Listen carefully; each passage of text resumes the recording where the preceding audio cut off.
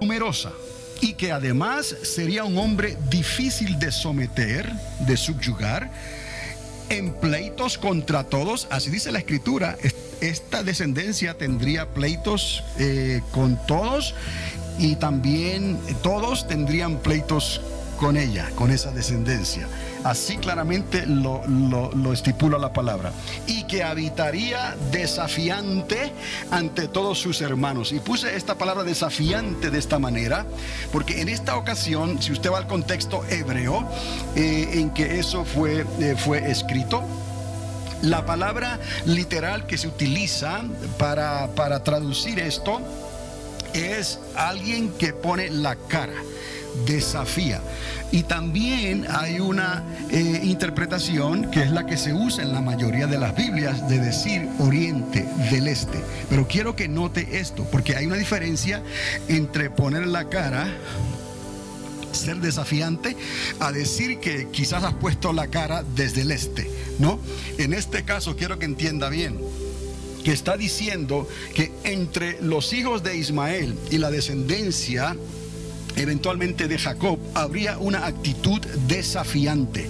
Es cierto que puede que estén al este de donde ellos están establecidos, pero el término literal, quiero que entiendan, literal es el que pone la cara con altivez, desafiante. Entonces, por lo tanto, esa traducción conviene que se lea en estos momentos con una actitud desafiante ante todos sus hermanos, siendo estos Isaac en aquel entonces y su descendencia. Y sabemos que Isaac ya tenía, no sé, 12 o 13 años cuando Ismael tenía ya 12 o 13 años cuando nace Isaac. Eso ya Isaac estaba ya crecido para el tiempo en que nació Isaac. Ismael ya estaba crecido, y vemos entonces que Isaac tuvo la ocasión y la oportunidad para sentirse celoso tal vez de los tratos que recibía su madre Agar contra ahora el nuevo recibido hijo, ahora Isaac, en la familia. Y eso pues obviamente es bueno hacer esa observación también. Pero siguiendo con lo que estamos hablando aquí, podríamos decir entonces que un desafío constante a través de la historia entre árabes e israelitas. O sea, vamos a ver esto otra vez. Estamos viendo aquí que lo que el ángel le dice a Agar es que este muchacho, Ismael, tendría una actitud como un asno montés. Así también dicen algunas versiones, como un asno montés. Una actitud como un hombre difícil de someter, pleitos con todos y todos contra él, y que habitaría desafiante ante sus hermanos. ¿Cuáles hermanos? Estamos hablando entonces Isaac y su descendencia. En otras palabras, Abraham, Isaac, Jacob. Jacob, las 12 tribus. Y de las 12 tribus, lo que conocemos hoy como Israel, dispersados por toda la tierra. Y en particular, la tribu de Judá y de los benjamitas. Y ahí entonces el reinado que se le dio a David y al hijo de David, y de ahí el Cristo, Jesús de Nazaret. Entonces, de aquí entonces podemos ver cómo esto podría verse como un desafío constante, por no decir perpetuo, a través de la historia entre árabes e israelitas. Y esto es necesario entenderlo hoy para entender los conflictos que están ocurriendo en el Medio Oriente y que han ocurrido a través de los siglos, pero a partir de 14 de mayo del 1948, cuando Israel es aceptada como nación otra vez, se agiganta este sentir de celo. Y usted, si se recuerda en la historia, esa famosa guerra de los 6 días fue una guerra abierta para tratar de destruir o de quitar de en medio a esa nueva nación que se estaba levantando de los lomos de Abraham por causa de Isaac, no por causa de Ismael. Ahí está el detalle. Entonces, habiendo entendido esto, dejarlo por ahí, porque es necesario entender esto para seguir entendiendo lo que viene más adelante. Entonces también encontramos en Génesis capítulo 21, verso 20, se presenta a Ismael como el primer paladín arquero en la historia bíblica. No solamente ya se está preparando a este personaje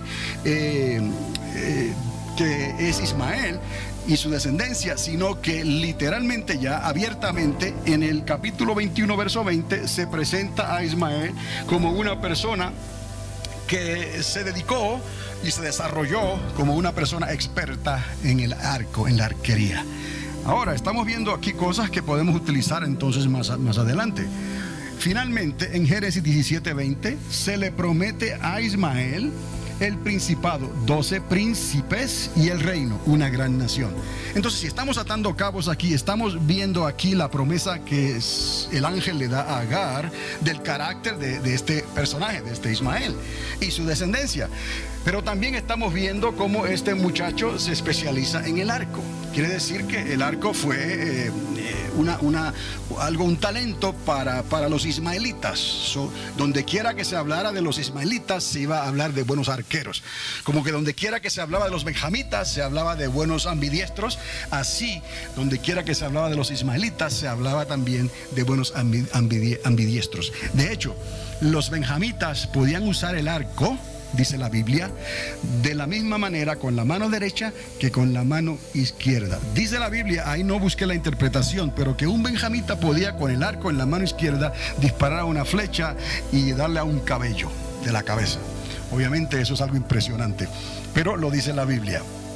Entonces, podemos aquí atar los cabos de cómo también se le promete a Ismael el principado. Se le dice claramente, por cuanto es hijo tuyo también, Abraham, lo voy a bendecir ricamente con 12 príncipes. Le va a dar el principado de 12 reyes o personas de mucha influencia. Ahora imagínense usted esos 12 desarrollados en 12 naciones, 12 países, 12 grupos de familiares, hermanos, primos y abuelos, tatarabuelos, y toda la familia está desarrollándose a través de las generaciones, pero personas de influencia, personas ricas. Y podemos ver hoy en día entonces cómo el mundo árabe ha sido bendecido y tienen el control del oro negro. Obviamente, ¿quién tiene el control del oro negro?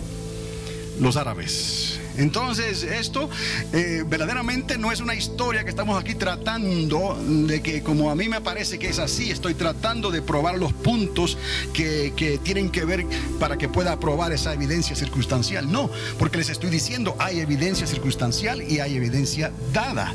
Entonces es como un caso. Si usted sigue la evidencia circunstancial, usted podrá decidir por usted mismo, viendo cómo están las cosas hoy en día, si es verdad o no es verdad que los ismaelitas han sido bendecidos, si han sido tercos, si han sido enemigos de Israel, si de ahí salió Esaú, que persiguió a Jacob por tantos años, y de ahí Esaú es identificado con Edom. Y de Edom estamos viendo entonces esa área del antiguo imperio romano. Entonces estamos viendo evidencias muy claras y concretas para lo que estamos haciendo y estamos aquí tratando de presentar. En Génesis 17:20 se le promete a Ismael el principado de 12 príncipes y el reino, una gran nación. Ahora, cuando oímos del primer jinete en el capítulo 6:2 en Apocalipsis, porque ahí es donde hacemos la conexión ahora, vuelvo otra vez. Entonces llegamos al capítulo 6, verso 2 en Apocalipsis, y ahí vemos al primer jinete del Apocalipsis, como se llama así. ¿Qué es lo que ocurre con este jinete?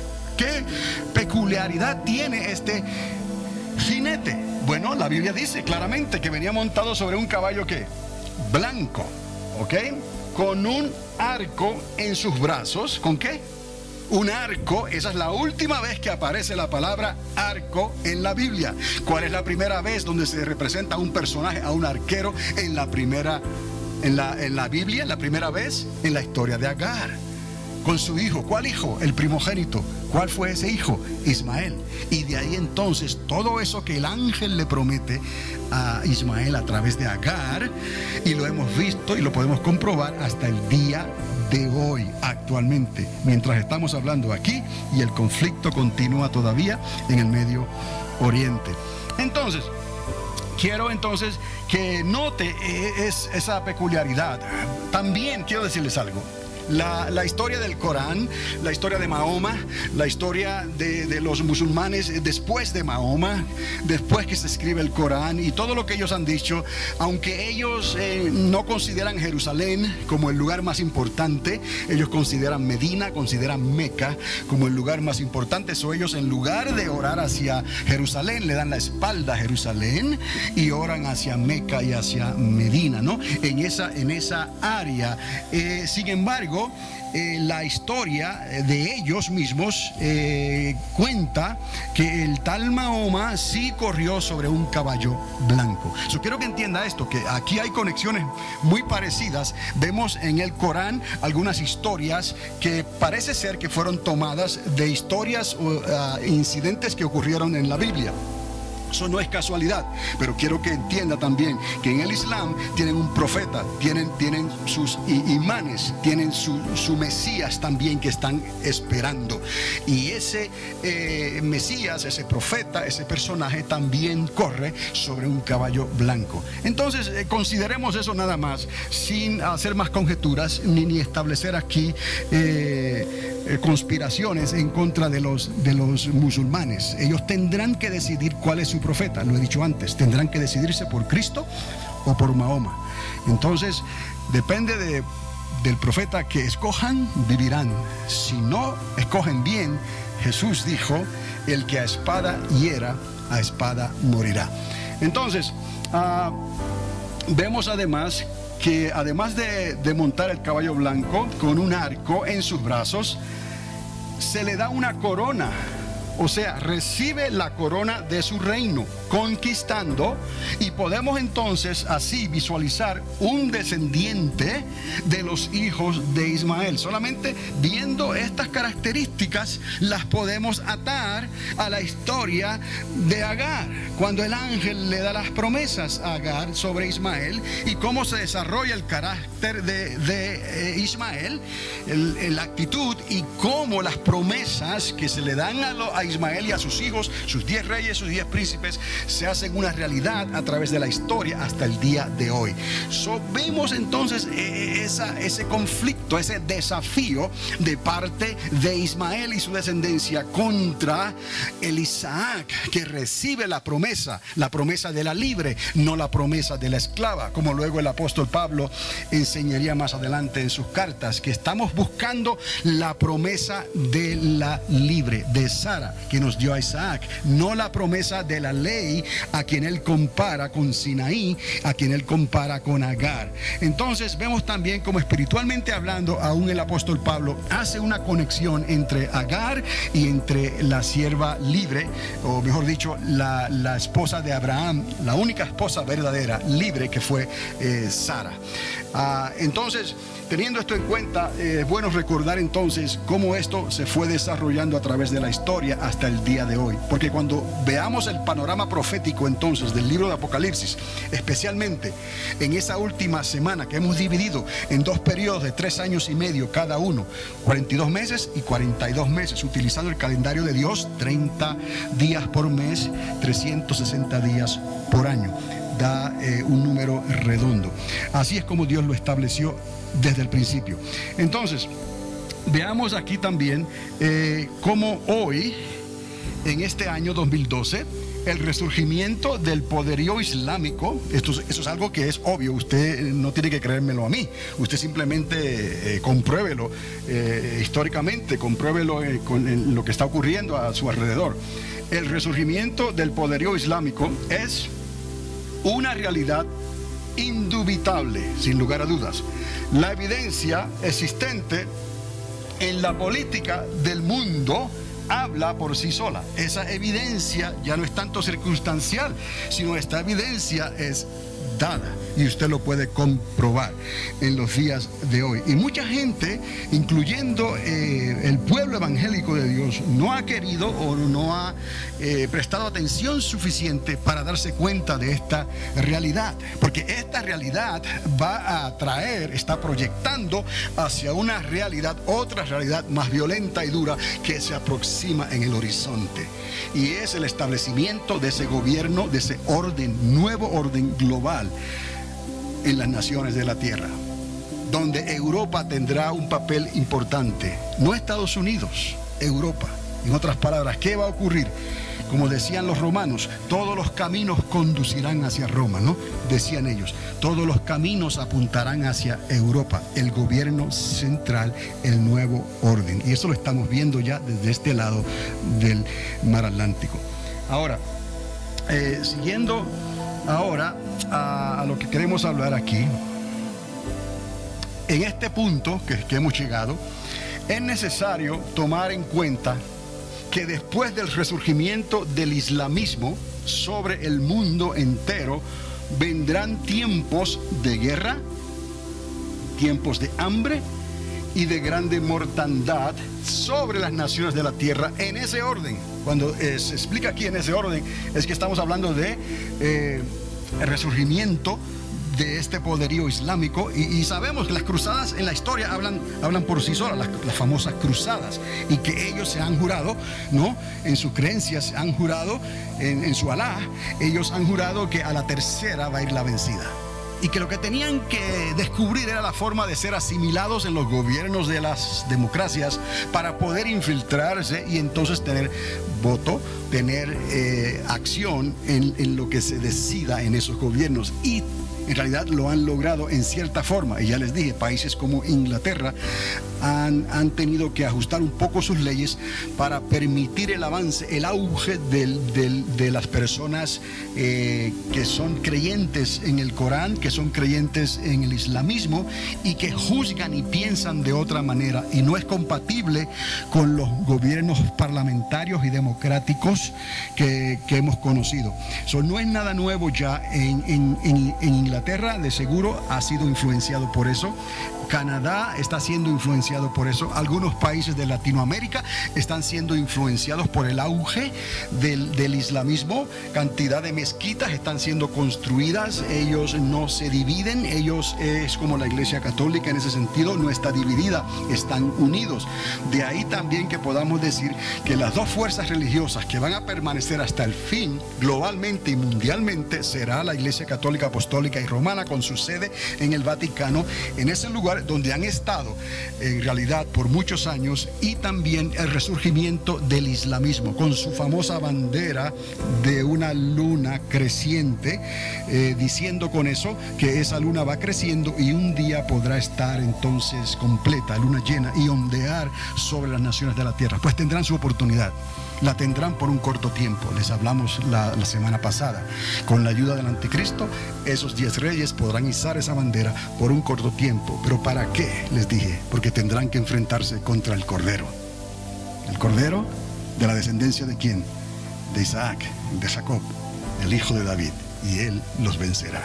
Entonces hay que considerar, no juzgar, y hay que dejar saber estas verdades y que ellos escojan, porque ellos también son hijos de Abraham y están haciendo la diferencia en el mundo actualmente, pero traerán el terror, porque ellos han jurado que ellos traerán su fe en base de utilizar la espada y los ejércitos. Todo lo contrario a lo que prometió el Señor, el Rey de Reyes. No es con espada, no es con ejércitos, mas con mi Santo Espíritu, dice el Señor. Entonces, todas estas contrastes, en realidad tenemos que verlos continuamente. No podemos perder el hilo a estos contrastes, a estas relaciones también, porque si perdemos la relación y el hilo, cuando tratamos de interpretar lo que ocurre en Daniel y en el libro de Apocalipsis y en las profecías de Mateo capítulo 24, por ejemplo, no vamos a entender claramente qué es lo que está pasando, por qué Dios trató de esa manera con Israel. Aún dentro de Israel se dividió la casa de Israel, la casa de Judá, pero dentro de los hijos de Abraham hubo división entre los hijos de Ismael y los hijos de Isaac, los hijos de la esclava, los hijos de la libre.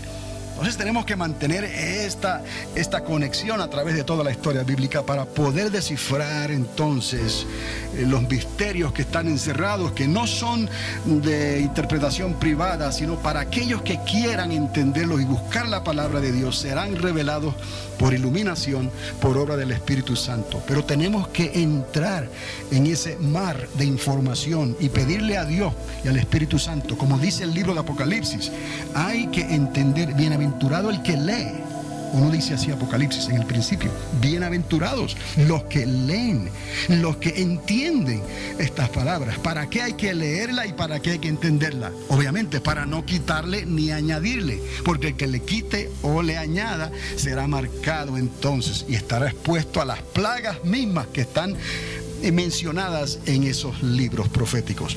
Ahora, es necesario entender entonces cómo el islamismo ha ido resurgiendo nuevamente. A la tercera va la vencida, y ya el método que ellos tienen para poder entrar es por asimilación. Ya hablamos, hijos que nacen en ese país y por derecho de nacimiento tienen derecho de ciudadanía y obviamente derecho al voto y a otras cosas, y podrán eventualmente ejercer esa presión en el gobierno para que quizás se dividan las cortes y se establezcan esas cortes de ley sharia, que es la ley islámica, utilizando la interpretación del Corán y las leyes del islamismo, para poder así entonces regir a los musulmanes y dejar entonces las leyes parlamentarias y democráticas para los ciudadanos, sí, también ingleses en este caso, pero ellos tienen entonces ese derecho. Si ocurre algo, si un padre, por ejemplo, como ocurrió en Canadá, decide asesinar a su hija porque tiene el derecho de hacerlo conforme a la ley Sharia, porque si él la trajo al mundo, él la puede quitar. Entonces, el padre considera ese asesinato legal, puede hacerlo, ella pierde la vida y la ley parlamentaria del país o las cortes democráticas del país no lo pueden juzgar a él, iría a una ley sharia, y en la ley sharia el intérprete de la ley sharia estudia esto, lo compara con lo que dice el Corán y el hombre sale absuelto. Cometió un asesinato legal. Eso es una nada más de las cosas que se está oyendo por ahí ya y que se va a oír más a menudo.